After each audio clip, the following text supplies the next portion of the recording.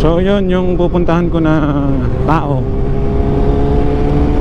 today is nagkita kami nito last 2021 pa. Ano, saglit lang yon kasi nadumaan ako sa kanila. May ginawa ako sa ano nun, sa East Avenue na LTO. May appointment ako doon since malapit na lang din sa kanila sa QC. Naisipan ko dumaan kasi doon na rin naman yung yung daanan ko. Ngayon, saglit lang kami nagkita kasi noong time na dumating ako. Naliligo ata siya noon. Tapos kakwentuhan ko yung dad niya that time. Buhay pa yun si Kuya Dan. Kwentuhan kami. Sumalangit nawa. Ayun nga, tapos biglang pagkatapos siyang lumabas, pagkatapos siya maligo, lumabas siya. Tapos ayun, nagkwentuhan kami, very short period of time lang. So yun nga, pala yung yung layak. Sa layak na tayo. So yun, nagkwentuhan kami saglit, kumustahan. Then after may lakad kasi siya nun. So yun, sabi niya alis na daw siya. So nauna na siya umalis. Tapos after 30 minutes to 1 hour, umalis na rin ako, umuwi na ako. Pero before nun, ang huling kita namin siguro mga siya, siguro mga 5, ganyan, 5 years old. Makakay mo yun. Siguro mga, ang difference ng siguro mga 15 years. Ganyan. Nung nakita ko siya 5, tapos nagkita ulit kami, siguro mga 20 years old na siya nun.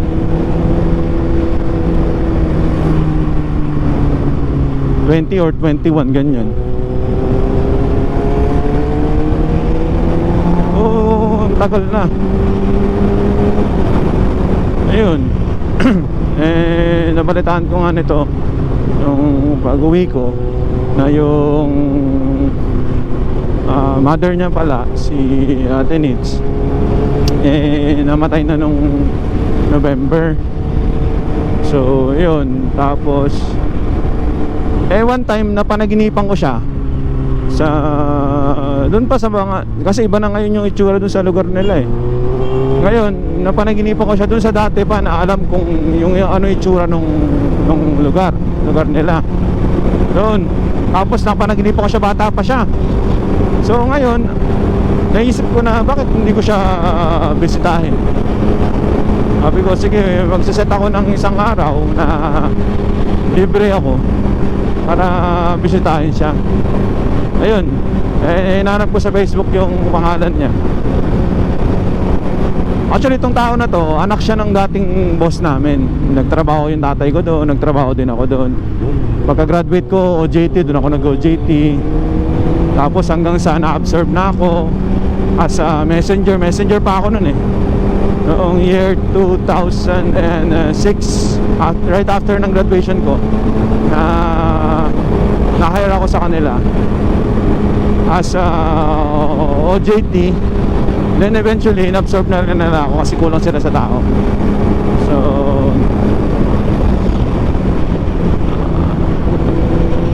from year 2006 to 2007 yata yun. So bali mga 1 year din ako nagtrabaho sa kanila after ng graduation. Tapos umuwi na ako ng Bataan. Sa Bataan na ako nagstay. So So yun, di na ulit kami nagkita after nung year 2007 na yun. Pag-alis ko sa kanila, never na ulit kami nagkita.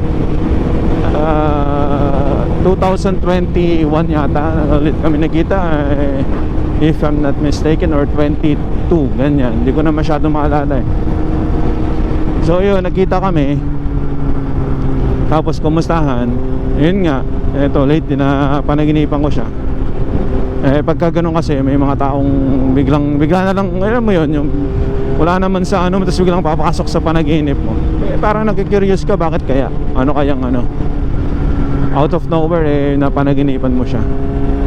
Ayun, so napag-desisyon ako na libre naman ako today, istahin ko na lang siya. So tignan natin kung anong status niya ngayon, kung kumusta na ba siya. For sure, binata na yun. Kasi nung last kita namin, kahit na saglit lang yun, laki na niya eh. Pero nung dati kasi, nung bata pa yan, kapag ka, nag-aaral sa isang sikat na school dyan sa QC. All boys yun, all boys school. Tapos, pagka susunduin siya ng driver, may driver yan eh. Sunduin siya ng driver, sumasama ako. Ngayon, pag sama ko dun sa driver, sabihin ko dun sa driver, Manong, ako muna magdadrive, papunta. Tapos ikaw na pabalik. Since yung driver mabait naman, tapos syempre at least gusto rin magpahinga kahit pa paano. That time wala pa naman akong professional license, pero may student na ako nun. So ang sasabihin niya, sige, ikaw muna mag-drive, tapos pauwi ako na lang. So yun, lagi yun, araw-araw pag ako'y susundo, ako yung magdadrive papunta, tapos pauwi. Yun, si Manong. So kaya gustong-gusto ko rin yan, sinusundo dati. Kasi nga nakakapag-aral ako mag-drive. Although marunong naman ako mag-drive, pero syempre iba pa rin yung araw-araw mo na pa-practice yung ginagawa mo para na-enhance yung yung driving skill mo. So yun, araw-araw ko siyang, tuwing hapon yun, sinusundo namin. Yun, bigla na lang siyang pumasok sa sa panaginip ko eh. So mamaya i-update ko kayo. Actually dapat kahapon, kaso nagkaroon ng may mga appointment din kasi siya. Meron yata silang business somewhere dito sa Pulilan. Ngayon, sabi ko sa kanya, kita kami. Sabi niya medyo matatagalan daw siya kasi yung kausap niya, dahil sa kausap niya. So sabi ko, sige, postpone na lang muna natin since may errands din naman ako kahapon. Pinospone na lang namin for today. Ewan ko lang, mamaya siguro may lakad na naman, napaka-busy tao nun eh. Mamaya daw may lakad na naman siya, kaya ang aga ko rin umalis. Yun, malaman natin mamaya kung ano mapagkukwentuhan namin. Gusto ko rin kasing makakakwentuhan niya kasi syempre kahit na mas matanda ako dun, di hamak. Siguro mga 10 years ang difference namin, gap namin, or most probably ganun, mga 10 years. Siyempre mas nauna sa akin mag-business yun.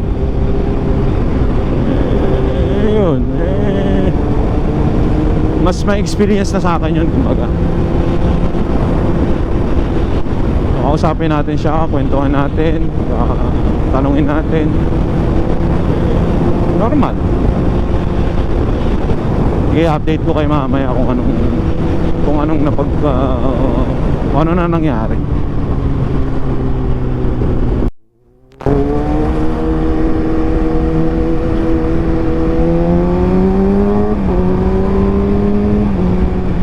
Ito na tayo sa Lantern, capital of the Philippines, San Fernando, Pampanga.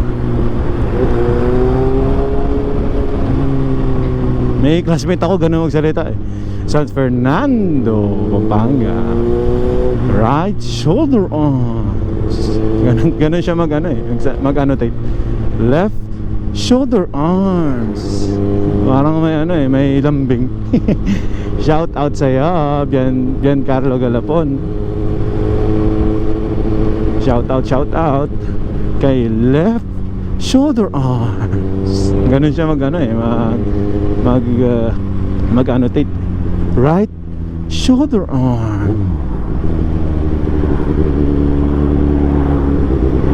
Shout out Giancarlo Galapon.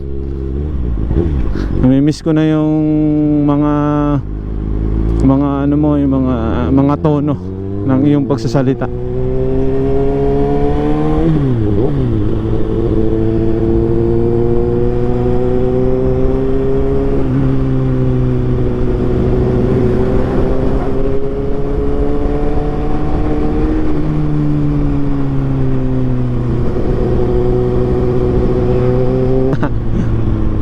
Laos Group.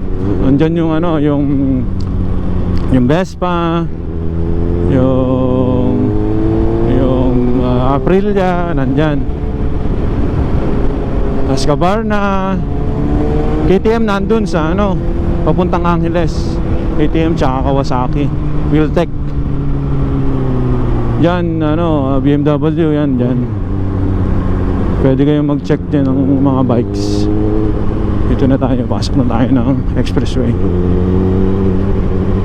Sana basahin ang aking ref ID. Basahin sana.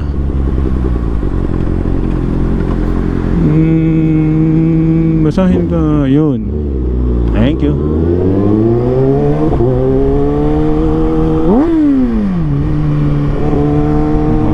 Mga boy bomba.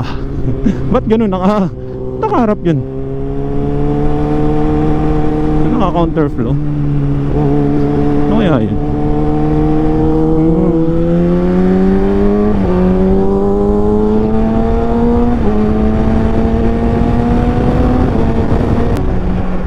Medyo build up na yung traffic dito sa bandang ano. Ito, ano na to eh, Santa Rita. Lalampas ko ng Santa Rita exit. Tapos ito, after nito, yung sa Corbada, ano na to, Bukawi. Ba't may sinakay dito na ano? Sinakay dito na ano to, Bistrom? Service. Ayos no? Kakulay din ng ano nila oh, ng patrol.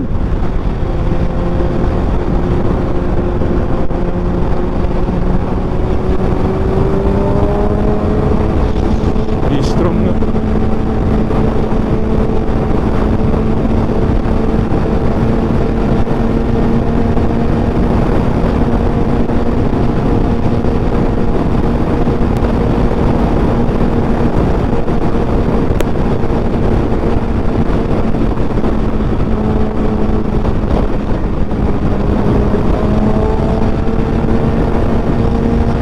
Dito banda ano na to?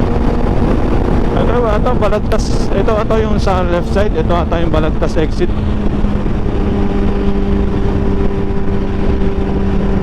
Yan nga ata yan. Ngayon nga may entry nga dun oh. Hindi ko nakikita yung entry dun ah.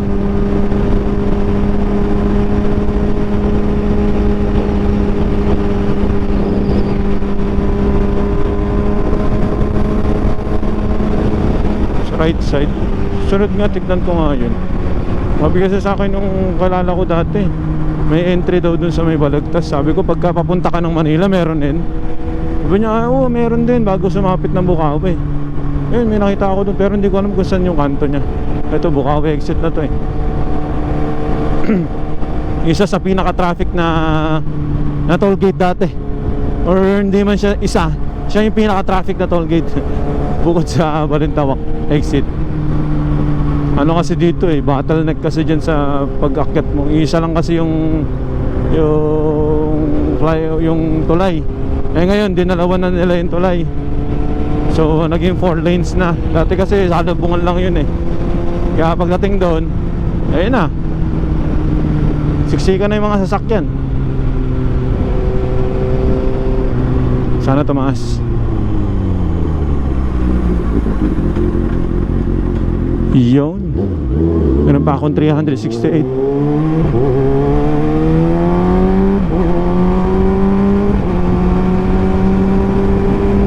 Sakto pa yun mamaya hanggang pag-uwi.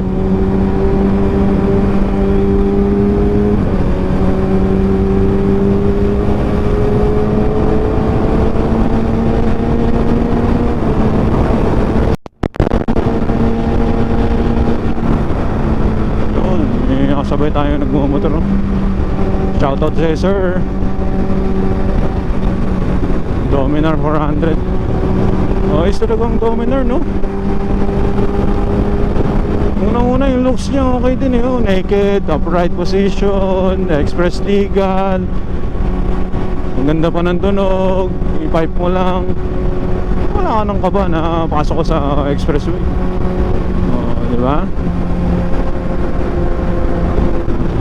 Hindi kagaya nung iba na naglalakas loob na pumasok. Kagaya nung nakaraan na napanood ako sa sa balita. Sinalubong yung Innova. Umakyat ng Skyway Stage 3, malupit. Raider 150 sa kalam.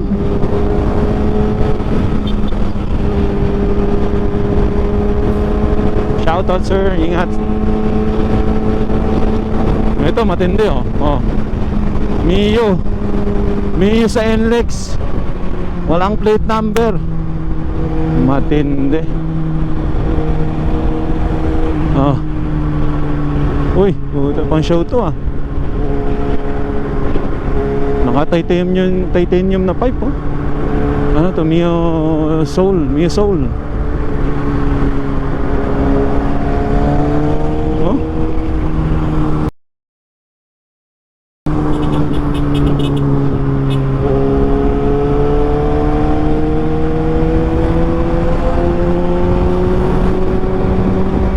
Woohoo! Oh.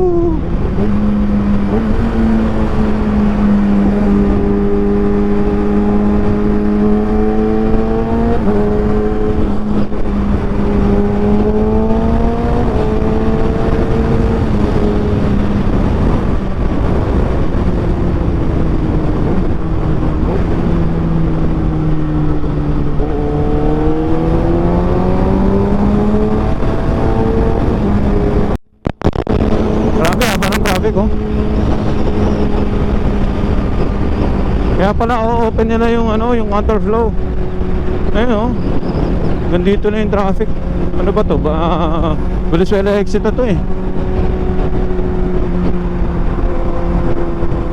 Sabi, oh.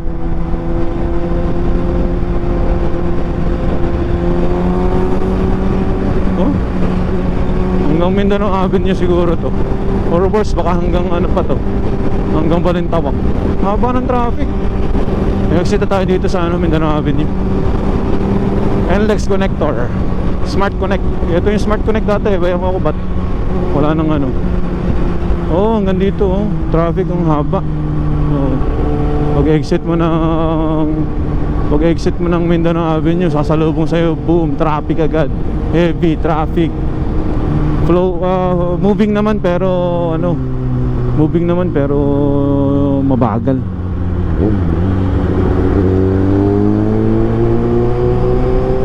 Exit na tayo, Mindanao Avenue. Woohoo!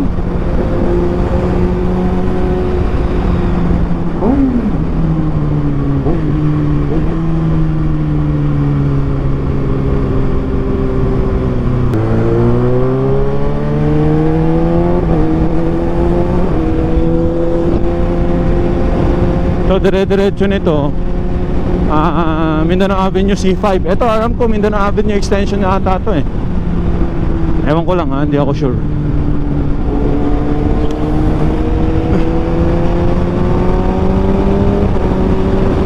Or NLEX to, NLEX Mindanao Avenue exit. Pag dire-diretso mo to, labas mo nito Mindanao Avenue extension. O yun, Mindanao Avenue extension. Tapos tatawid ka ng Quirino Avenue. Quirino Avenue kasi yung yung papuntang Novaliches. Yung sa ibabaw, papuntang Novaliches. Tapos pakaliwa, papuntang Caloocan naman yun. Papuntang Balintawak, Baysa, yan, papunta yan. Mabilis na pumunta rito ngayon. Dati, either dadaan ka ng Balintawak or maglolooban ka, Valenzuela, pasok mo.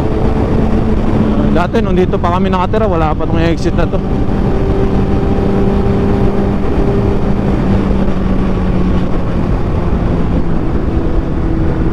Nagpalit kasi ako ng ng foot peg.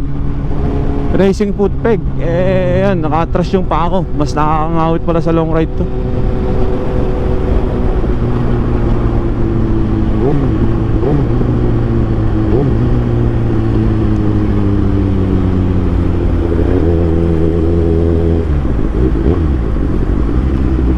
No right turn on red signal.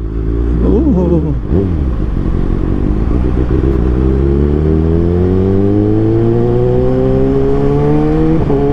Alanganin na tayo dun ah. Nakapasok na nung nakita akong yellow na. At least hindi tayo beating. Itong area na to, Mindanao Avenue Extension to. Hindi ko lang alam kung hanggang saan to. Kasi alam ko yung daan doon dati pa Valenzuela yun eh, yung diretso na yun. Ito pag diretso mo tong kabilang side papunta ng ano yan na Valenzuela.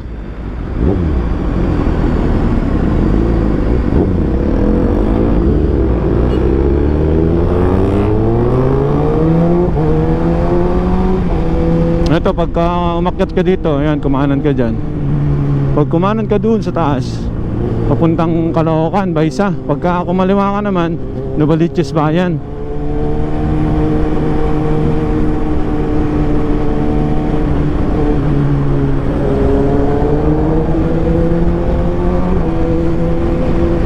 Noong dito pa kami nakatira, wala pa tong ano na to, yung underpass na to.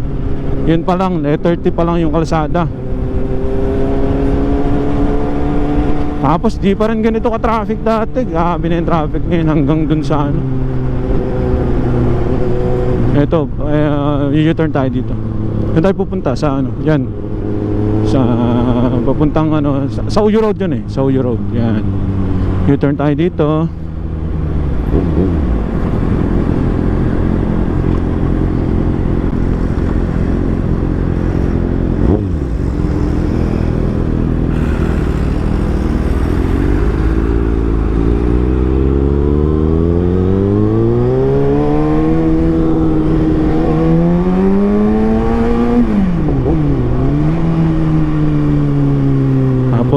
Kanan tayo dito.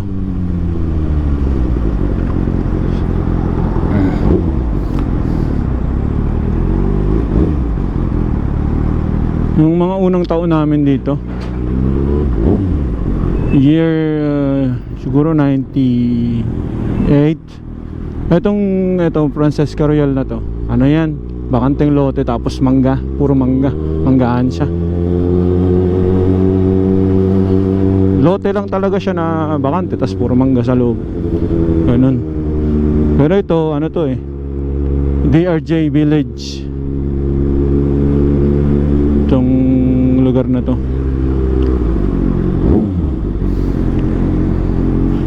Ito yung alternative route papuntang ano eh, Commonwealth, pagka medyo traffic dun sa ano. Ito yung Kambingan ni Chong. Tagal na yan. Ayan o, since 95 pa yan. Bumibili pa ako dati dito, estudyante pa lang ako. Tsaka ito, yung Kaldingan at Bulaluan. Yan, matagal na rin yan dito. Itong area na to, itong part na to, lagi kong papanaginipan to. Dami din kasi akong kilala dati dito eh. Tapos pag dati yung motor na enduro nung ninong ko, kakambal ng tatay ko. Pag tinatakas ko sa gabi, minsan kasi iniiwan niya dyan sa bahay eh. Tinatakas ko sa gabi yun, dito ko pinapractice yun sa ito. Tapos babalik ulit ako hanggang dyan sa barangay, wala akong helmet, gabi, wala namang masyadong sasakyan. Pero syempre tayo, bata tayo, gusto nating mag-try magmotor, ganyan. Mataas yun. Pagka-akit ako doon, nakastand. Tapos pagbababa naman ako, itatagilid ko na yung motor para makababa ako. Eto, dito na tayo. Eto, laki na din pinagbago ng lugar na to. Eto, dati bilihan to ng bilihan ng eto na yun. Yun, bilihan ng mga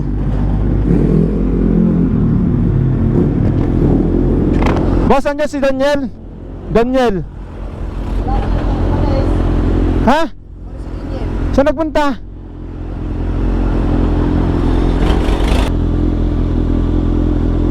Hindi ako makikilala, naka-helmet ako eh. Alam ba si Daniel dyan?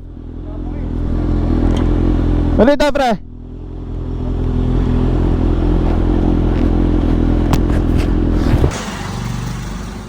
Acronits General Merchandise. So, ito yung may-ari. Say hi kay Daniel. Hello. Ayan. So, ito yung way going to Mindanao Avenue to. Tapos itong kabila, going to Fairview. Ito lang siya, kung pupunta kayo ng Fairview, nandito lang siya sa right side. Ayan. Kung gusto niyo ng mga oils, marami sila dito. Mga mineral oils, mga engine oils. Meron din sila mga motor oils, tutti, gear oils meron din. Mga high performance engine oil, high duty, hydraulic oil. Pagka kailangan nyo ng mga langis, punta lang kayo. Acronits General Merchandise. Yung motovlog ko yan. Nakita ko din sa Facebook mo eh. The rides.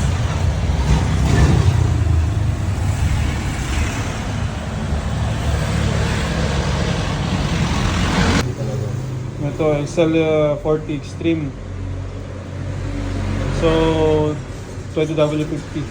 Para sa mga 40 na mga motorcycle. Tapos ano pa? Ang namin, diesel engine oil namin ito kuya. Pang yan, Ito heavy naman, duty mga heavy truck. duty na na diesel engine oil. SAE 40, 1 litro. Kasi ito yung sa mga sasakyan. Sa Fortuner yung gamit namin. Okay. CI4. Ayan. So mga Fortuner, sa mga pick-up, mga SUVs, yan. Pwede ito. Excel Supreme. Ito naman yung para sa mga gasoline engine oil. Ito for mga sa mga kotse, yan, sa Kotse. mga gaya sa akin, Vios, pwede ito. Pwede yun. Isang galon na ganito, isang 4 liters yata yun. Tapos ano pa ba? Ito ATF kuya. Ito, meron din sila ATF. Sa mga transmission fluid ito.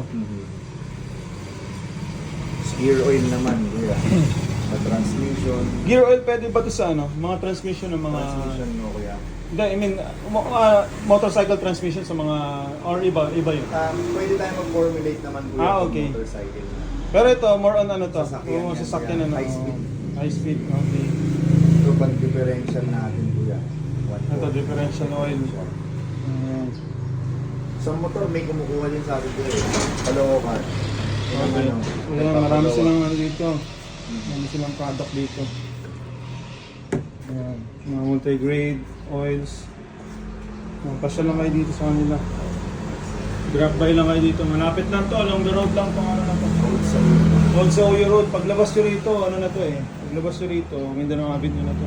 So, mag-NLEX kayo. Ito, madaling ito, itong way na yan.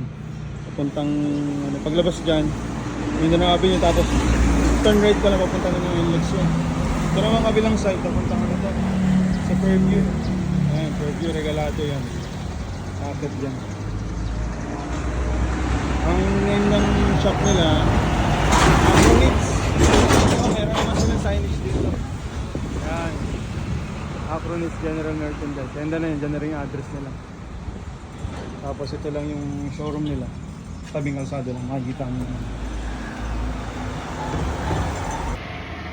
So yun guys, ito yung may-ari, si Daniel. Kapag kailangan nyo na lang, pwede nyo siyang kontakin. Or pwede kayong drop by dito sa nila. Sa showroom namin. Sa showroom nila. Ito located sila 75 Old Sauyo Road, Novaliches, Quezon City.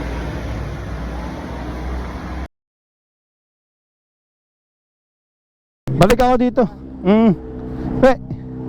Babalik ako. Hindi na ako magmumotor para nasunod. Para mapag-uwi ng mga langis. Mag-uwi ako dun. Okay, truck. Karga natin yung mga langis dito. Dali natin doon.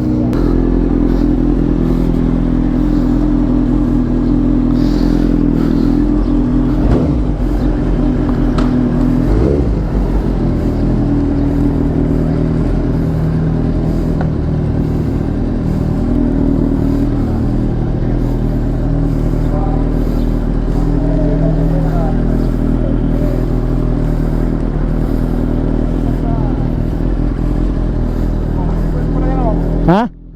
Meron. Tara, thank you, pre. Sunod na lang. Pre, Daniel.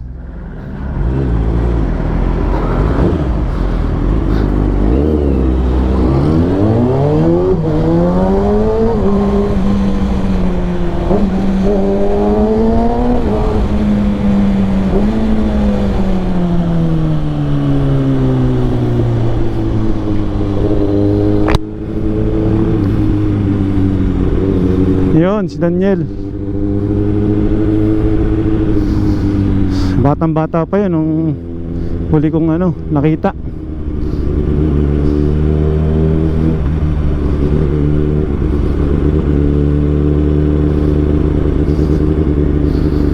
So yun.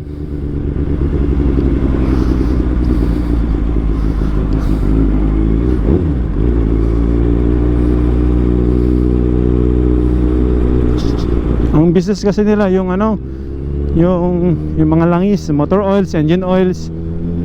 Yun yung mga business nila. Ever since naman na nakilala ko sila, yun na talaga yung business nila. So doon sa engine oils saka motor oils industry, matagal na sila dyan. Yan si Daniel, wala pa yan, andyan na yung parents niya. Nasa industry na yan. So kaya masasabi mo talaga na matagal na sila dyan.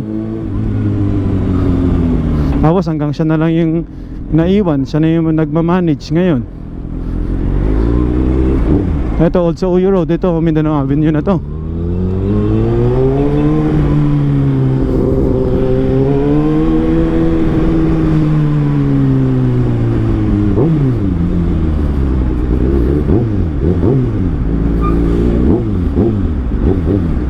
Nako, mali ako ng daan.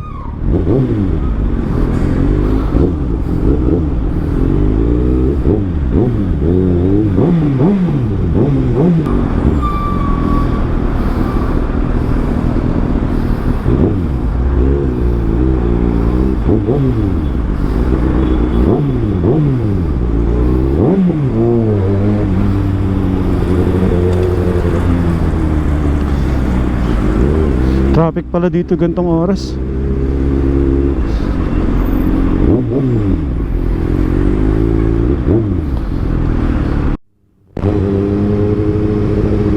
Oh fuck.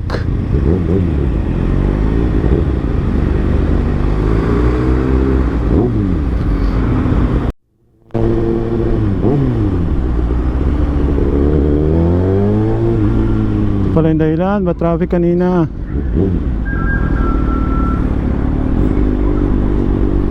Dapat doon ako dumaan sa counterflow.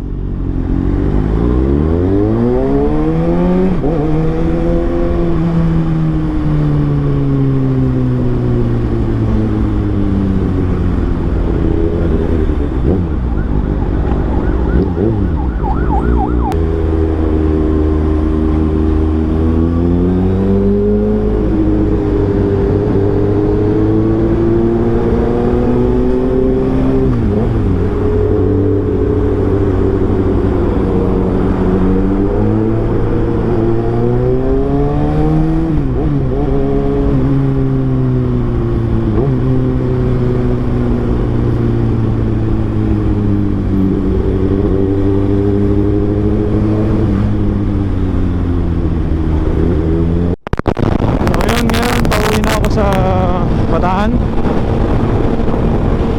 At hanggang sa susunod na video natin mga bok. Ciao.